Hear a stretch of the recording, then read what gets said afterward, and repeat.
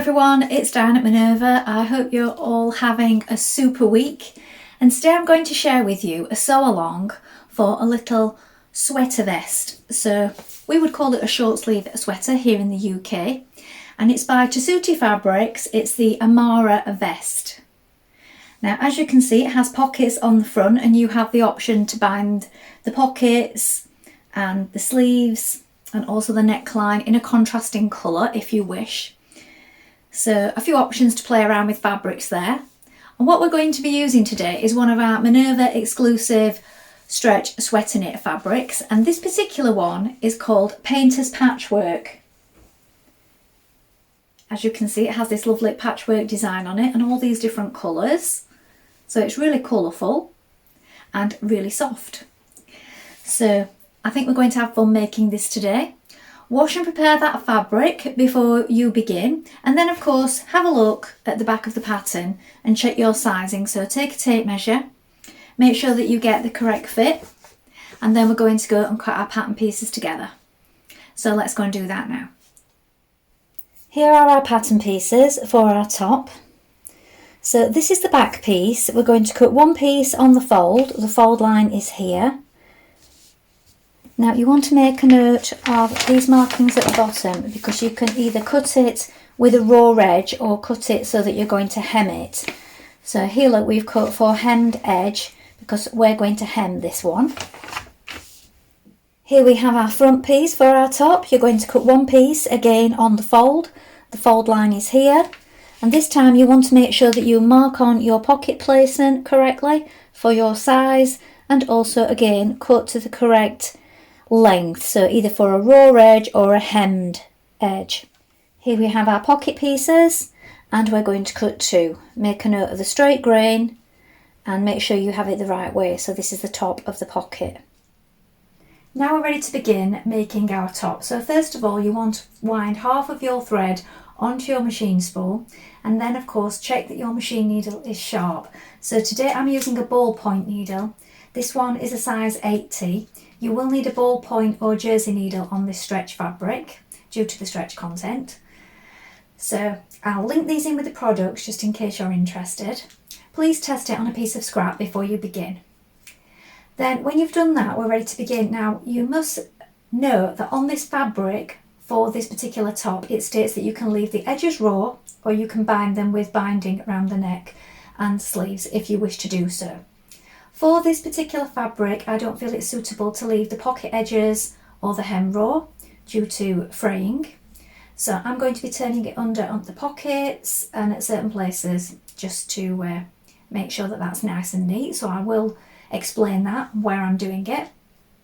And also you can either zigzag or overlock your seam finishes if you don't wish to overlap them.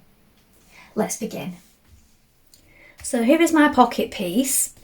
Of course, if you're using a fabric that doesn't fray, maybe you're using like a felted boiled wool, something like that, or a ponte, you do need to cut it with really accurate sharp scissors as well if you're leaving it raw.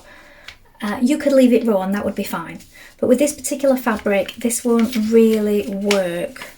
You're going to get like a funny edge in time and with washing. So if you cut it out a little bit bigger, that gives you a little bit extra. And then also you can zigzag all the way around it or overlock it, and that's what I'm going to do with mine now.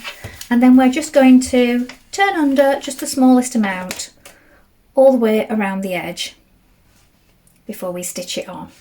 So you can try and give it a little bit of a press. It won't respond very well to the iron with it being this knit fabric. You could tack it under with hand stitches if you wish to do that. So let's get started making that pocket. So first of all, I'm just doing the tiniest hem at the top of each pocket, so about 6mm.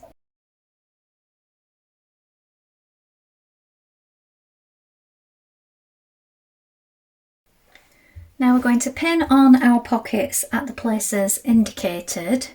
So I've marked mine with chalk. It might be quite hard to see on this fabric. I've also given it a go, pressing it back. It did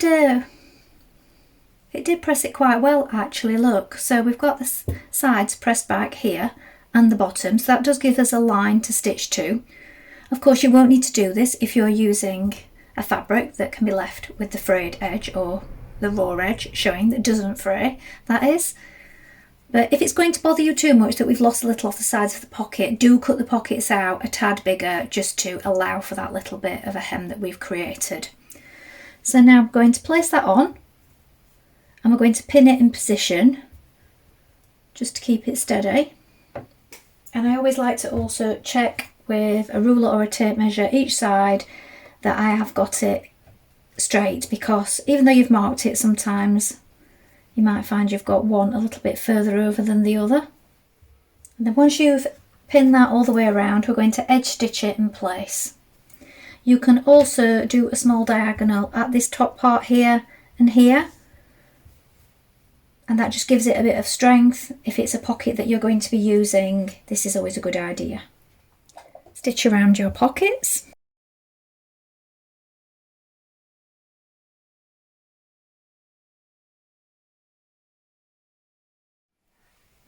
Now you're going to take your back piece and you're going to place it on top of the front piece like this, right sides together, pin it at the shoulder. We're going to stitch this with a 1 centimetre seam. And then because our fabric has a little bit of fray to it, we're going to either overlock or zigzag finish that edge. Now we want to stitch it with a stretch stitch. So if you haven't got a specific stretch stitch on your machine, change to a zigzag stitch, play around with the size and the width of it, maybe test it on a piece of scrap first of all. That's what I'm going to use on mine, a small zigzag stitch.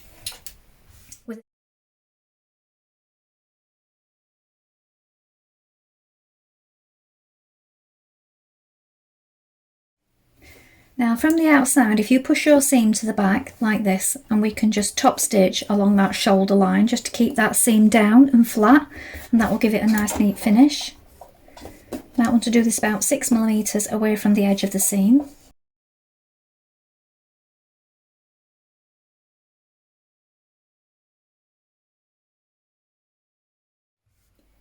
Now, again, because we're not leaving a raw edge on our neck, what I've done is I've overlocked around the neckline carefully. Try not to stretch it when you're doing this. You could also zigzag around it. Now, very carefully, you're just going to pin back a small amount, just 6 millimeters. Now, you can stitch this by machine. You could use a twin needle, or if you want it to remain sort of invisible, you don't want to see the stitching, you could stitch it from the inside. So I'm going to show you that now, just in case you want a neat invisible neckline. So which way you put your pins is up to you, but we're going to pin it all the way around like this, just to keep it flat. You might want to try giving it a little bit of a press with the iron again, if that'll make it lie a bit flatter for you. You can put a cloth over the top to help you with this.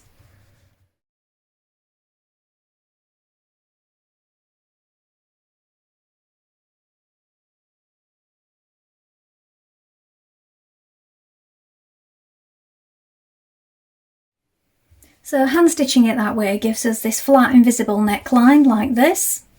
So if you're not leaving it raw, that's a good alternative. We're now going to sew the sleeves, or the armhole hem. So first of all, again, because we can't leave it raw, we're going to overlock it, and then this time I'm going to do a tiny hem with my machine. Now hem your sleeves, again about a 6 millimeter hem.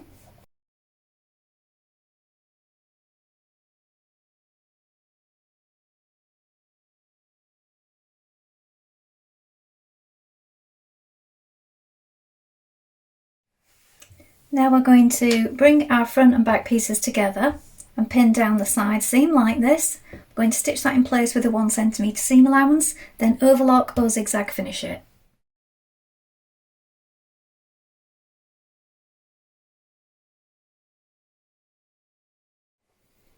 Now we're going to hem the bottom of our vest, so I've overlocked it first of all. Just going to turn it up a small amount.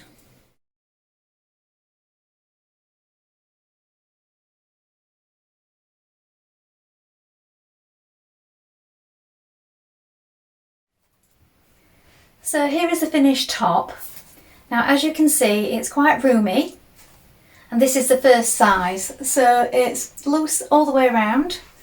The pockets, I've just put a plain t-shirt underneath just so that you can see the style. Sort of drop shoulder.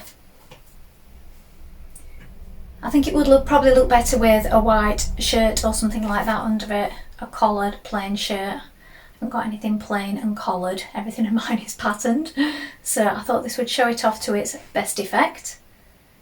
And it comes sort of hip length, as you can see.